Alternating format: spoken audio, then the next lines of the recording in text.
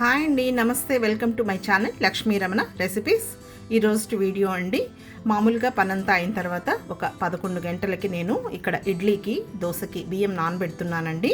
ఒక పెద్ద గిన్నె తీసేసుకున్నాను. ఒక 4 గ్లాసుల పచ్చి బియ్యం వేసానండి. ఈ పచ్చి బియ్యం కూడా నేను రేషన్ బియ్యం వేసాను, బాగా వస్తాయండి ఇడ్లీ దోశ.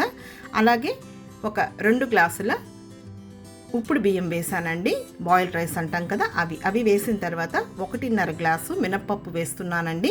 మరీ ఎక్కువ మినప్పప్పు వేసినా కూడా దోశ అనేది అంటుకుంటుంది, సరిపోతుందండి. 4 గ్లాసుల పచ్చి బియ్యము, 2 గ్లాసుల ఉప్పుడు బియ్యము, 1.5 గ్లాసు మినప్పప్పు అండి.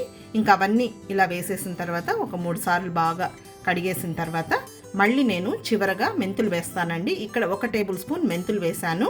ఇంకా నానబెట్టేసి ఈవినింగ్ ఒక 6-5:30 దాకా ఈ బియ్యం అనేది నానితే మనకు ఇడ్లీ కానీ దోశ కానీ ప్లఫీగా వస్తుందండి. ఇంకా టైం లేనప్పుడు ఒక 4 గంటలు నాన్న సరిపోతుంది. ఇంకా ఇదంతా నానబెట్టేసిన తర్వాత నేను ఈవినింగ్ ఆడిచ్చేటప్పుడు రుబ్బిచ్చేటప్పుడు ఇంకా అటుకులు వేసి రుబ్బిస్తాను. సరే, ఇంకా ఈవినింగ్ స్నాక్ అనేది ఏదో ఒకటండి పిల్లలకి. రోజు ఆయిల్ ఐటమ్స్ అనే ఏం లేదు, ఫ్రూట్స్ కూడా స్నాక్స్ లాగా కూడా పెట్టేస్తాను. ఇంకా నేను ఇక్కడ మధ్యాహ్నమే ఈ పుచ్చకాయని కోసి పెడుతున్నానండి. ఇంకా పిల్లలు వచ్చిన తర్వాత ఆకలిగా ఉంటారు కాబట్టి వాళ్ళకి ఏదో ఒక స్నాక్ అండి, ఎక్కువగా ఫ్రూట్సే ఇస్తాను. ఎప్పుడైనా వీక్లీ వన్స్ ఆర్ ట్వైస్ మాత్రం ఆయిల్ ఫుడ్ చేస్తాను. ఇంకా ఈ పుచ్చకాయనంతా కూడా ఈ విధంగా అంతా కోసేసి ఇలా ఒక బౌల్లోకి తీసుకుంటున్నానండి. ఈ పుచ్చకాయ ముక్కలు డైరెక్ట్గా తింటారు, లేదు జ్యూస్ అయినా చేసిస్తానండి.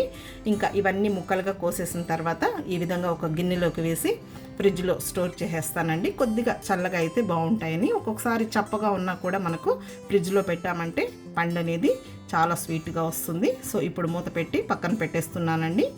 ఇంకా ఇది అయిన తర్వాత ఇంకా నైట్కి డిన్నర్కి నేను ఎగ్ కర్రీ చేద్దామని ఇంకా ఇక్కడ ఒక 6 ఎగ్స్ని తీసుకున్నానండి. ఆ ఎగ్స్ని కూడా నీట్గా కడిగేసి నేను ఫ్రిడ్జ్లో పెట్టుకుంటాను. మళ్ళీ కూడా ఒకసారి బాగా కడిగేసిన తర్వాత ఈ విధంగా ఒక గిన్నెలోకి తీసుకొని కొద్దిగా నీళ్లు వేసి రాళ్ళుప్పు వేసానండి. ఇంకా మీడియం ఫ్లేమ్లో ఒక 8 నిమిషాలు ఉడికించుకుంటే మనకు ఈ ఎగ్స్ అనేది కరెక్ట్గా ఉడికిపోతాయి. ఇక్కడ ఉడికిపోయాయండి.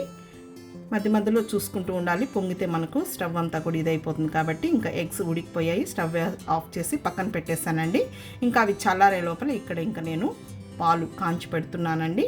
ఇంకా 4:30 ఆ టైంలోనే నేను పాలు కాంచి పెట్టేస్తానండి. ఎందుకంటే వచ్చిన తర్వాత టీ పెట్టేసుకుంటాం. అలాగే మిగిలిన పాలు కొన్ని ఫ్రిడ్జ్లో పెట్టేస్తాను, పొద్దున్నే మాకు లేటుగా వస్తాయి కాబట్టి. ఈ విధంగా నేను పాలు కాంచి చల్లార్చి ఫ్రిడ్జ్లో పెట్టేస్తానండి. ఇంకా మూత పెట్టేశాను. సిమ్లోనే పాలు మనం ఇక్కడ పని చేసుకుంటూ ఉంటాం కదా, అప్పుడు కాంచేసుకుంటే పొంగకుండా మనం పాలు కాగి పెట్టుకోవచ్చు. ఇంకా పాలు కాగిపోయాయండి, తీసి పక్కన పెట్టేశాను. ఈ లోపల నేను ఎగ్స్ని కూడా ఒలిచేసి పెట్టేశానండి. ఆ వేడి నీళ్ళు వంచేసిన తర్వాత కొంచెం చల్లనీళ్ళు వేసామంటే మనకు ఈజీగా వచ్చేస్తాయి. ఇంకా రాత్రి చపాతీ చేయడానికి ఎక్కువ నైట్ వచ్చి ఇడ్లీ, చపాతీ, రోటీ అలాగే ఉంటుందండి. చూడండి, ఇక్కడ నేను ఆశీర్వాద్ గోధుమ పిండి వాడతాను. ఇంకా ఆ పిండిని కొద్దిగా బౌల్లోకి తీసుకున్నానండి. బౌల్లోకి తీసేసుకొని కొద్దిగా సాల్ట్, మనం చపాతీ పిండి కొద్దిగా టైం ఉండి నానబెట్టి చేసామంటే చాలా స్మూత్గా వస్తాయండి. డైరెక్ట్గా కూడా మనం టైం లేనప్పుడు కూడా చాలా స్మూత్గా చేసుకోవచ్చు. చపాతీకి మాత్రం నేను కొద్దిగా పిండి కలిపేటప్పుడు ఆయిల్ వేసి కలుపుతానండి. మనం పాలు వేసి కలుపుకోవచ్చు, అలాగే తర్వాత పెరుగు వేసి కలుపుకోవచ్చు, లేదు కొద్దిగా నూనె వేసినా కూడా చాలా స్మూత్గా వస్తాయి. కానీ పిండి కలిపేటప్పుడు ఒకేసారి మనం నీళ్లు వేయకుండా కొద్దిగా వేసుకొని చూడండి, ఇలాంటి కొంచెం వెడల్పుగా ఉన్న బౌల్ తీసుకొని ఇలా రౌండ్గా మనం పిండిని నొక్కుతూ కలిపామంటే ఆ పిండి అనేది చాలా సాఫ్ట్గా వచ్చి మనకు చపాతీలు అనేటివి చాలా స్మూత్గా వస్తాయండి. ఇదొక టిప్ అన్నమాట. ఇప్పుడు ఇదంతా కలిపేసిన తర్వాత కొద్దిగా నూనె వేసేసుకొని మళ్ళీ ఒకసారి బాగా కలిపేసేసుకోవాలి. చూడండి, పిండి అనేది మనం ఈ విధంగా కలిపేసేసామంటే చూడండి నీట్గా మనకు స్మూత్గా ఉంటుందండి. చపాతీలు నోట్లో పెట్టుకుంటే మెత్తగా చాలా బాగుంటాయండి. ముసలి వాళ్ళు కూడా చాలా ఈజీగా తినేటట్లు మనం చేసుకోవచ్చు మెత్తగా. ఇప్పుడు మూత పెట్టి పక్కన పెట్టేశానండి.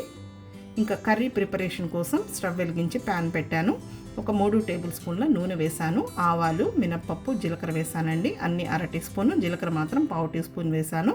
ఇంకా వేగిన తర్వాత ఈ కర్రీకి కొంచెం ఉల్లిపాయలు ఎక్కువే వేసానండి. ఒక 3 ఉల్లిపాయల్ని, పెద్ద ఉల్లిపాయల్ని కొంచెం మీడియం సైజులో ముక్కలు కట్ చేశాను. ఒక 4 పచ్చిమిరపకాయలు కూడా సన్నగా పొడవుగా కట్ చేసి వేసి కొద్దిగా కరివేపాకు వేసానండి. మరీ ఎక్కువ ఏమీ వేగాల్సిన అవసరం లేదు, కొంచెం క్రిస్పీగా ఉండాలి. ఆనియన్స్ వేగిన తర్వాత 1 టీ స్పూన్ అల్లం వెల్లుల్లి పేస్ట్ వేసానండి. ఇంకా అది పచ్చివాసన పోయే వరకు వేగిన తర్వాత ఈ ఎగ్స్ని కొంచెం చాక్తో అలా ఘాటు పెట్టి ఎగ్స్ వేసేస్తున్నాను. మామూలుగా ఎగ్స్ని ముందుగా కొంచెం ఆయిల్ వేసుకొని లైట్గా ఫ్రై చేసుకొని పసుపు కారం ఉప్పు వేసి అలా కూడా చేసుకోవచ్చండి. కానీ ఇప్పుడు ఇంకా ఇక్కడ మనం ఫ్రై చేసేస్తాం కాబట్టి వేసేసాను. ఇంకా కారం పొడి అలాగే ధనియాల పొడి పసుపు వేసాను. ఒక 3 మీడియం సైజులో ఉన్న టమాటోల్ని కొంచెం మిక్సీ వేసానండి. కొంచెం గ్రేవీ టైప్లో వస్తుంది, లేదు మనం డైరెక్ట్గా కూడా ముక్కలు కట్ చేసి వేసుకోవచ్చు. ఇంకా అవి కూడా వేసేసానండి. ఇంకా కొద్దిగా సాల్ట్ వేసాను. ఇంకా మనం ఇదంతా వేగే లోపల ఈ మసాలా అంతా కూడా బాగా వేగిపోతుందండి. హై ఫ్లేమ్కి మీడియం ఫ్లేమ్కి అడ్జస్ట్ చేసుకుంటూ చూడండి ఈ విధంగా ఫ్రై చేసేసుకోవాలి. కొంచెం మనకు గ్రేవీ టైప్లో వస్తుంది. ఇప్పుడు వేగిన తర్వాత ఒక 1/2 teaspoon garam masala powder వేసానండి. అలాగే ఒక 1/2 టీ స్పూన్ కచ్చా పచ్చాగా దంచుకున్న మిరియాల పొడి వేసాను. ఎప్పుడైనా కానీ మనం చికెన్ కర్రీ కానీ ఎగ్ కర్రీ కానీ చేసుకున్నప్పుడు కొంచెం మిరియాల పొడి వేసుకుంటే టేస్ట్ అనేది చాలా బాగుంటుందండి, ఆ స్మెల్ లేకుండా. ఇప్పుడు మిక్సీ జార్లో కొద్దిగా నీళ్లు వేసేసుకొని కొంచెం బాగా మీడియం ఫ్లేమ్లో ఫ్రై చేసేసానండి. ఇప్పుడు కొద్దిగా కసూరి మేతి తీసుకొని అలా కొంచెం చేతిలో వేసి క్రష్ చేసి వేస్తున్నానండి. బాగుంటుందండి కసూరి మేతి. మనం రైస్లో కాకుండా ఇలా రోటీ చపాతీలు చేసుకున్నప్పుడు ఇలాంటి కర్రీస్లో కొద్దిగా కసూరి మేతి వేసుకుంటే టేస్ట్ అనేది బాగుంటుంది. ఇప్పుడు కొద్దిగా కొత్తిమీర కూడా చాప్ చేసి వేసాను. అలాగే కొద్దిగా నీళ్లు వేసానండి. చూడండి ఇప్పుడు ఇదంతా కూడా బాగా కలిపేసేసుకోవాలి. మరి ఎక్కువ నీళ్ళగా లేకుండా కొంచెం గ్రేవీ టైప్లో ఉంటే బాగుంటుంది. ఇప్పుడు చివరిగా కొద్దిగా సాల్ట్ వేస్తున్నానండి. ఒకేసారి మనం సాల్ట్ వేసామంటే కరెక్ట్గా సరిపోదండి. కొంచెం మనం ఈ కారం ఇవంతా వేసిన తర్వాత నీళ్లు వేస్తాం కదా, చివరిగా కొద్దిగా వేస్తే మనకు కరెక్ట్గా సరిపోతుంది. ఇప్పుడు మూత పెట్టి ఒక 5 నిమిషాలు మీడియం ఫ్లేమ్లో ఉడికించానండి. చూడండి కర్రీ అనేది రెడీ అయిపోయిందండి. ఈ ఎగ్ కర్రీని కూడా మనం చాలా డిఫరెంట్ స్టైల్లో చేసుకోవచ్చండి. కొంచెం ఆలు మిక్స్ చేసి చేసుకోవచ్చు, లేదు మసాలాలు కొద్దిగా మార్చి చేసుకోవచ్చు. ఇప్పుడు చివరగా కొంచెం కొత్తిమీర చాప్ చేసి వేసి స్టవ్ ఆఫ్ చేసేసానండి. ఎగ్ కర్రీ రెడీ అయిపోయిందండి. మీరు కూడా ఒకసారి ఈ విధంగా ట్రై చేసి చూడండి, చాలా బాగుంటుంది. ఇప్పుడు మూత పెట్టి పక్కన పెట్టేశాను. ఇంకా ఈ లోపల ఈ పిండంతా కూడా నానిపోయిందండి.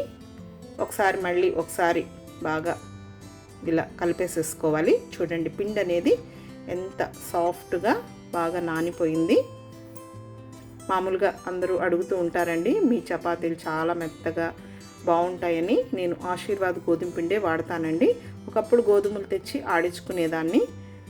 సరే ఇంకా ఇప్పుడు ఆశీర్వాద్ బాగుంటుంది కాబట్టి అదే వాడతానండి. ఇంకా పూరీ పీట తీసుకొని కొద్దిగా పిండి వేసేసాను. కొంచెం మీడియం సైజులో బాల్ చేసేసుకొని ఇంకా ఈ విధంగా కొంచెం ఇలా రుద్దుకున్న తర్వాత కొద్దిగా ఆయిల్ని బ్రష్తో అప్లై చేశానండి. కొంచెం బాగా మెత్తగా వస్తాయి.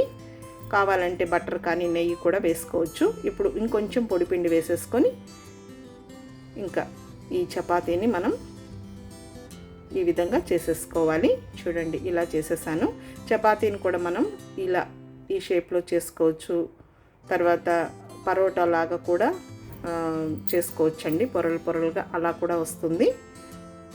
లేదు చాక్తో కొద్దిగా 1 సైడ్ కట్ చేసుకొని కోన్ షేప్లో కూడా చేసుకున్నామంటే మనకు స్మూత్గా వస్తుంది. లేదు ఇదంతా లేకుండా డైరెక్ట్గా కూడా పూరీలాగా చేసుకున్నా కూడా మెత్తగా వస్తుంది. ఇప్పుడు స్టవ్ వెలిగించుకొని ప్యాన్ పెట్టేసి ప్యాన్ వేడెక్కిన తర్వాత ఈ చపాతీ అనేది మనం అప్పుడే ఆయిల్ వేసి చేయకూడదండి.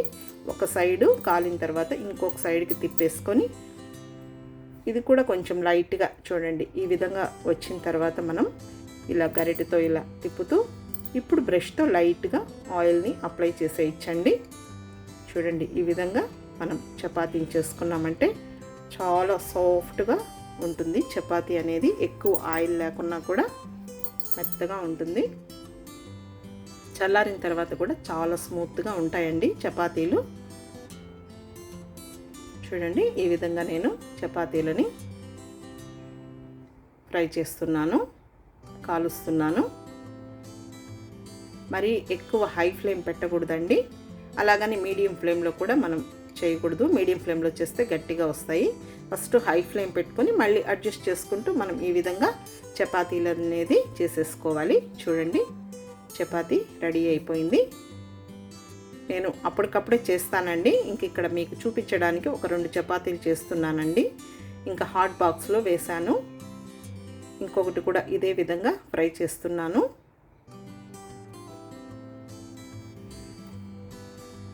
కావాలంటే బటర్తో కానీ నెయ్యితో కూడా చేసుకోవచ్చండి. ఇంకా ఆయిల్ అస్సలు వద్దనుకునే వాళ్ళు డైరెక్ట్గా కూడా ఈ విధంగా ఆయిల్ లేకుండా కూడా ఫ్రై చేసేసుకోవచ్చు.